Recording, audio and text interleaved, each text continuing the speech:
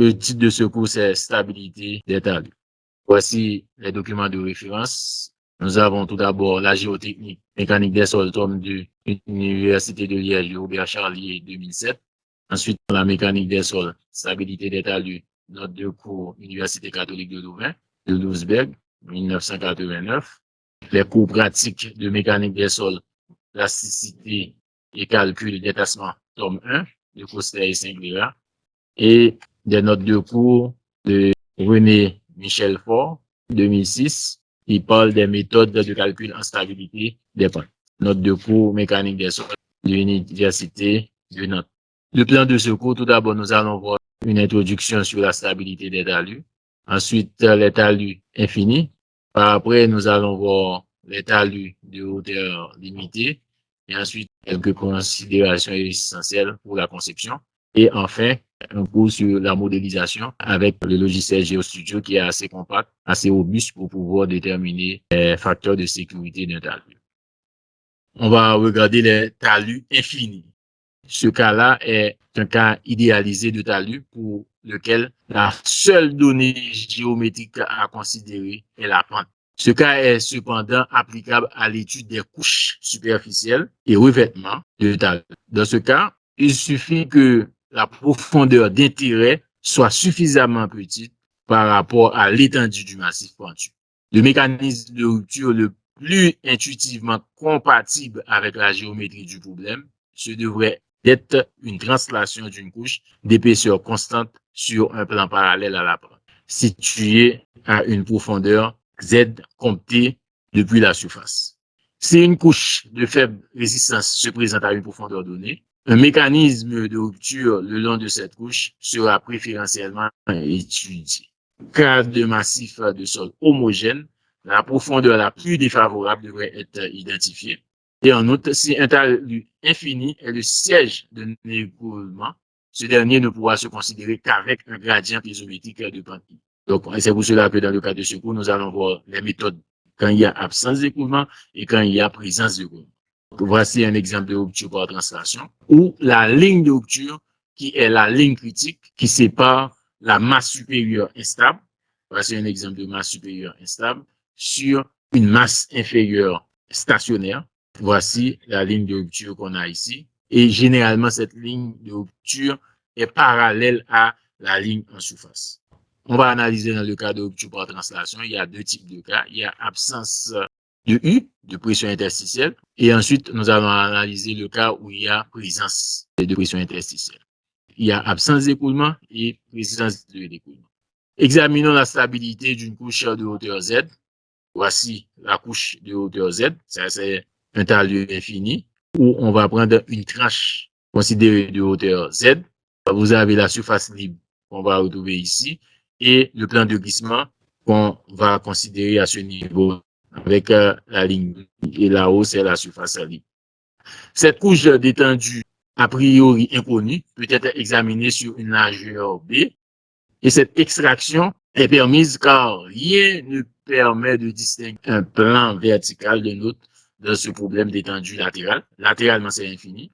La distribution des contraintes le long d'un plan vertical est donc indépendante de la situation de ce plan et peut être suivie par translation suivant les pentes du talus. Peu l'équilibre d'une tranche verticale d'un talus infini, on doit considérer cette tranche à analyse. Les contraintes qui s'équilibrent de part et d'autre entre points d'une coupe dans un massif à l'équilibre.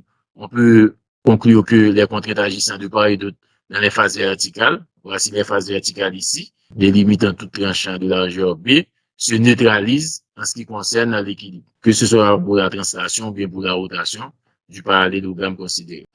À la surface libre également, c'est la pression atmosphérique. Donc, on doit prendre en compte que les efforts agissant sur la masse du solide isolé et le long des frontières n'ont pas encore considéré. Donc, la frontière supérieure est libre, ne reçoit aucun effort. C'est la surface libre qui est ici. Et seule la base inclinée de l'angle I, qui doit reprendre le poids du segment des tranches. Voici les forces en jeu. L'action due au poids qui peut se décomposer suivant ses composantes parallèles et les composantes normales. On a la force T qui est égale à W sin I, N, la force normale, qui est égale à W cos I. Et les composantes normales, sigma et tangentielle, taux de la contrainte uniforme agissant le long de la base inclinée du parallélogramme se déduisent par division du vecteur concerné par la longueur considérée L de la ligne de rupture, ce qui va nous donner taux qui est égal à T sur L, égal à W sin I cos I sur B, et sigma N sur L qui est égal à W cos carré I sur B. Le poids W par unité d'épaisseur M du problème plan s'exprime en kilonewton par mètre. W égale gamma BZ.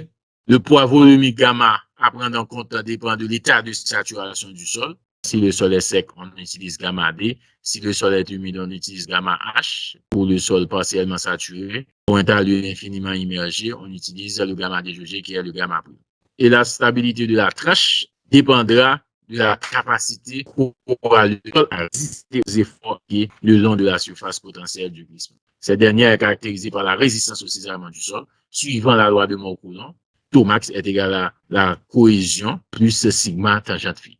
Une fois qu'on détermine toutes ces formules à appliquer, on a toutes ces considérations à faire, on peut déterminer le coefficient de sécurité ou bien facteur de sécurité qui permet de quantifier la marge de sécurité vis-à-vis du glissement en exprimant le rapport adimensionnel entre la résistance et la sollicitation. Comme la cinématique de rupture se conçoit suivant une translation le long du plan incliné de profondeur Z, c'est le rapport de la résistance au cisaillement sur la contrainte de cisaillement agissant qui va être pertinent. Que on a Fs qui est égal à taux max sur taux. Taux max qui nous donne C' de sigma prime tangente phi prime. Le taux T sur L qui est égal à W sin I cos I sur B. W par sa valeur gamma BZ, ce qui va nous donner l'expression générale en contrainte effective du facteur de sécurité, Fs qui est égal à C' plus gamma prime Z cos carré I tangente phi prime sur gamma prime Z sin I cos I. Cette expression générale va être simplifiée dans le cas d'un sol pulvérulent où la cohésion est égale à 0, ce qui nous donne que Fs égale à tangente phi prime sur tangente I. Et à ce moment-là, on constate que ce facteur ne dépend même plus de la valeur de gamma. Il est donc identique pour tout talus de même inclinaison I constitué de sols ayant le même encre de frottement, quelle que soit la profondeur Z considérée du plan de glissement. Dans le cas des sols où la cohésion joue, vous avez la formule générale Fs qui est égale à C' plus gamma prime Z cos carré I tangente phi prime sur gamma prime Z sin I cos I pour les sols dotés de cohésion.